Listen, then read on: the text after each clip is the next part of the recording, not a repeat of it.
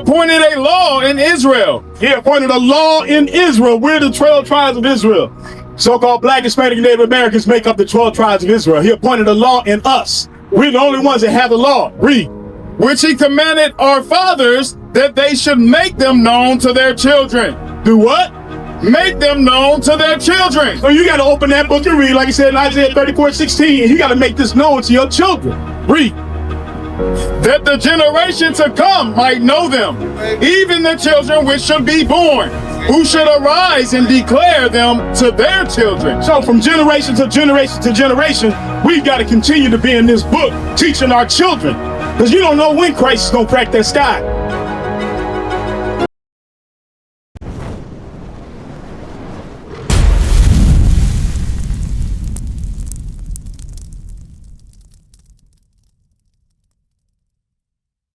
You know anything about the history of what happened to us in slavery? Did we have control of our families when we were in slavery? The Bible just said, thy sons and thy daughters shall be given to another people. Who had the power to take our children from us? The white man, right? Who has the power to take our children from us today? The white man. What's the name of the agency they use it to take our children today? CDS, right? Right? So I'm showing you that nothing's new under the sun. It's the same tactics. What they're doing, they're using they created these laws to destroy our people, to separate us. That's why you see women raising children in the household with no man, right? What is that called? That's WIC, women, infants, and children. They gave you, they give women Section 8, but you can't have a man in the house. They set these stipulations so that you can't have a nuclear family. They destroy the family. So now what you're having is you got all these young brothers raising up under these women. And women, I'm sorry, a woman can't raise a strong man. You understand? A man's gonna try her at some point. A young boy's gonna try his mama at some point. She's gonna give up and say, you know what? You for the streets, I'm gonna leave you alone. Now that brother's out here just wilding out. That's what you're seeing going on in Indianapolis right now in our society. Read. And thine eyes shall look and fail with longing for them all the day long. So you're gonna look for your children all the day long, they's never coming back. You remember Roots? You ever seen 12 Years a Slave? You never seen those slavery movies? I've seen some. You seen some? So there's a scene in one where, and a couple of them actually, where the master takes the kids and sells them off to somebody else, and the mother's just left there crying. And she never had no power to get her child back. You understand? Read. And there shall be no might in thine hand. So you had no physical might to get your child back. Read. The fruit of thy land and all thy labors shall a nation which thou knowest not eat up. So all the work that we did, we toiled on those slave fields, we did cotton, we did tobacco, we did food, vegetables. See? All that labor that we poured into it, we got nothing out of it. Because those people came and took it and they controlled everything. You understand? So I'm trying to show you that those curses line up with our history. That's right. Proving that you are an Israelite. You're not black, you're not African American, you're an Israelite from the tribe of Judah. That's right. You understand? We rising up in this last day right now because the time is very sick. Give me, what is it? 1 Timothy 3 and 1. Versus 2 Timothy. Perilous times. Give me 3:1. This is the book of 2 Timothy, chapter 3, verse 1. Bring it out! This know also that in the last days. Are we in the last days? You ever heard anybody say that? We're in the last days? Listen. Perilous times shall come. Terrible times shall come. Troublesome times shall come. You understand? That's what you're living in right now this day. Read. For men shall be lovers of their own selves. Don't you see that today? How men and women are lovers of their own selves? Give me an example of how men and women are lovers of their own selves. Speak up, come on. Don't be afraid. Oh, no, I don't. All right, what is it? The whole The LGBT, I can't even say it. I don't even want to say it. I don't know it. You're right. The alphabet community, right? Lovers of their own selves. They love the pleasure of all that wickedness over following God's law, statutes, and commandments. So you're exactly right. Are you a member of that community? All praises. Thank you, sis. That's a good thing. So right now, you're on the narrow path. Stay on that narrow path, all right? Keep these laws. That's what's going to help you. Read. Covetous. Covetous. You know what covetous is? When somebody sees something that you have, damn, I like them shoes that Maya got on. And they supposed to be your friends, right? They set you up, steal your shoes. Or they set you up and take your phone. They set you up and take your necklace, right? That's covetousness, because I see something that you have that I want. I don't want to go out and work for myself. I'd rather just take it from Maya. Maya got it. She always dressing nice. She always fly. She always got the fresh gear on. Oh, I'm about to hit a lick. I'm about to hit Maya up. That's covetous. Read. Boasters. Boasters. You ever been on social media? You got a social media account?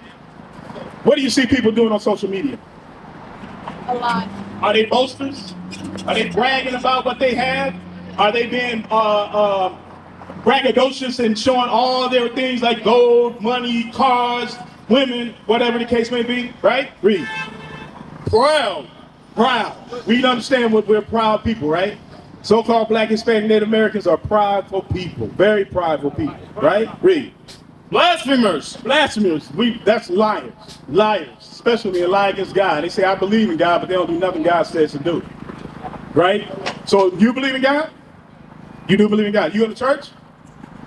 What church you go to? Grace Missionary Baptist Church. You go to church, brother? Yeah. What church you go to? That's not Memphis Church. What is it? That's not Memphis Church. Yeah, let me ask you something. Is that around here? It's on the east side. Where's your church at? It's not too far from here. Not too far, right? Let me ask y'all something. How come when you go into the black neighborhood, you can find a church on every corner? What do you think that's doing to the community? Is that uniting us? No, that's dividing us. So why do you think they're putting that in our church, in our communities? Because let me show y'all something about the history of the churches. All of these churches, every single church that you name, a lot of them are offshoots of these 4, 5 churches right here, right? This is showing you the historical record of when these churches were established, right? So the Baptists, you said you was missionary Baptist, right? The Baptist was founded in 1608. Let me ask you something. Where were your ancestors in 1608? Slavery. So how would they follow a doctrine of this man's that this man conceived when he's holding them captive and holding them as slaves and making them work for him? Is that a godlike religion? No, that's not godlike, right? Do godly people put other people into slavery? No, right? See? Let's go to the next one. What did you say yours was? Oh, United Methodist? Methodist. Is Methodist on here? No, I don't see it. It's an offshoot. It's one of these. It's just a spin-off from one of these. So you see the difference right here? All these basically were created when we were in slavery. These are all man-made religions. You know, somebody give me the definition of religion. I'm gonna show y'all something about religion. Religion is something that binds you, controls you. That's what these are. These are the control, the mind, to prevent you from thinking outside and connecting with your Lord God, right? You got to understand something. These things right here prohibit you from connecting to God, because let me ask you, does your pastor teach that God's laws are done away with? Sometimes. What do you say to that? It's clearly. Oh, it can't be is what it is. This is your salvation we talking about, brother. That's right. You got to take a stock. Hold on. Give me, I'll show y'all something. Leviticus 26:36. Listen to this, brother. This is the book of Leviticus, chapter 26, verse 36. And upon them that are left alive of you, I will send a faintness into their hearts in the land of their enemies. You're going to send a faintness into their hearts in the land of their enemies. What's that faintness of heart? You said it is what it is. You don't care. You don't have no stake in it. It's like, all right, it's my salvation, but you know what? The pastor said it's this, so it's this. I just listen to them, that's why I go flow. Let me ask you something. You never check to see, don't sleep off, Maya, come on back. You never check to see if your pastor is telling you or leading you in the right way? Sometimes he does. Do you read the Bible at all? Sometimes I do. Sometimes you do? Yeah. I'm gonna tell you something, brother. You got to read the Bible all the time. You got to be in that word. Give me Isaiah 34:16. I come out to me all the time, read the Bible. Let me show you. This is what you got to do every day. This is how you get close to the Lord. Because see, any man can stand in front of the pulpit and tell you anything. True. But if you can't even blame him if you're not holding him accountable by opening the book and following along. True. If you just going willy-nilly with what he says, then when he leads you to hell and destruction, you can't even blame him. Because you got to stand before God. You have to give account for your life.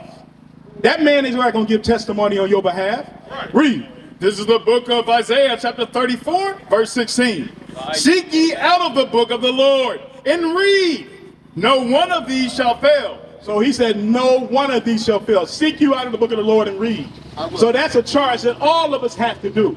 We've got to understand in these last days, there are a lot of false prophets. There are a lot of false teachers that have an agenda. They're trying to destroy our people. You understand? Y'all don't see what's going on. You don't see, but right now, what are they doing with Northern Kingdom? Or well, you guys call them, we call them Northern Kingdom, which is the 12 tribes of Israel. But you may call them Hispanics. What's happening to the Hispanics right now? They're other tribes, right? Yeah. What's happening to them? Are they being persecuted? Nope. They're not? Sometimes ICE is not rounding them up and deporting them? Right. Yep. How long do you think it's before it's going to hit you? It's going to come. But So what you going to do on that day when he comes? Huh? What you going to do? You got to prepare your mind. You got to prepare your children. You got children? Yeah. Okay, give me Psalm 78 and 5. Maya, take a look at that flyer. Go to our website. Make sure you follow us. Read. This is the book of Psalms, chapter 78, verse 5. For he established a testimony in Jacob. Hey, come over, my brother. Come on over. This is for you. And appointed a law in Israel. He appointed a law in Israel. We're the 12 tribes of Israel. So-called Black, Hispanic, and Native Americans make up the 12 tribes of Israel. He appointed a law in us. We're the only ones that have the law. Read. Which he commanded our fathers that they should make them known to their children. Do what? Make them known to their children. So you got to open that book and read, like I said in Isaiah 34:16, and you got to make this known to your children. Read. That the generation to come might know them, even the children which should be born, who should arise and declare them to their children. So from generation to generation to generation, we've got to continue to be in this book, teaching our children. Because you don't know when Christ is going to crack that sky. We want to make sure that, listen, if I'm long gone, I want to make sure that I set a foundation in my children so that they continue this work. They continue to rise up and try to help the 12 tribes of Israel. And so when that sky cracks, they can feel confident that they're going with the Messiah. You understand? What is a nation? Nation is family. Nation is community. Nation is men leading by example. Nation is women's support. Nation is children with role models. Nation is unity. Nation is you.